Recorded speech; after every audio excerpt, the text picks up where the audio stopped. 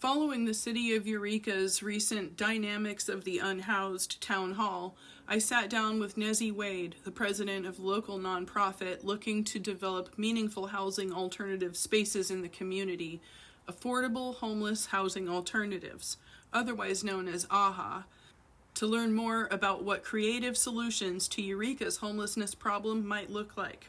And we've had 12 years in the chute now, and it's been a really challenging time to try and figure out how we can change the circumstance. We don't have to accept homelessness. We don't have to accept that so many people have to live so rough and have to choose between,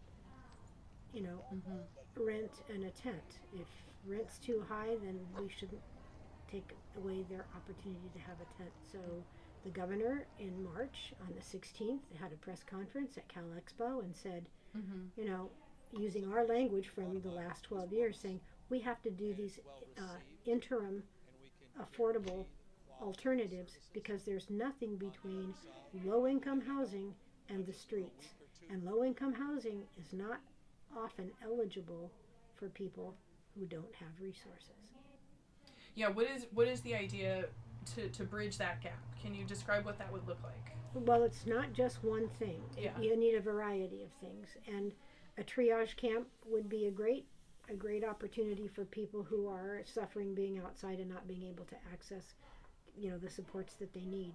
For folks with few resources, though, everything that has to happen if they're unhoused is in public, and we react very strongly to that. There needs to be structure.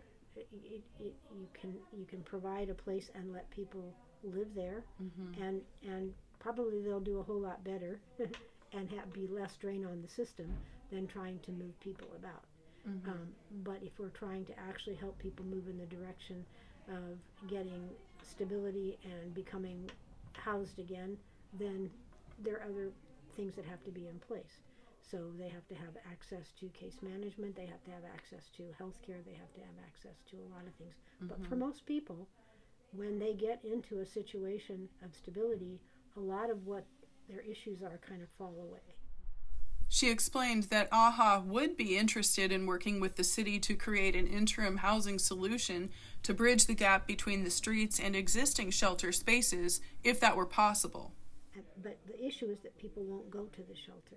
So if you create it like the situation that they're not going to go to now, what is your assurance that they're going to go if you create another one? So I think that we really need to look at change. We really need to look at employing, and I don't mean that in the sense of employment, although it could, right, the people that were assisting with creating their own circumstances and giving them an opportunity to inform us about what will work to get them involved in the process.